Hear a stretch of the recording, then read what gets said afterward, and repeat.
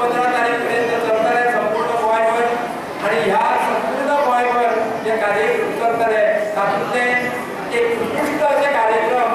20 तारखेक 20 मे बालोत्सव म्हणटा तो पणजे कला अकादमीत जातलो।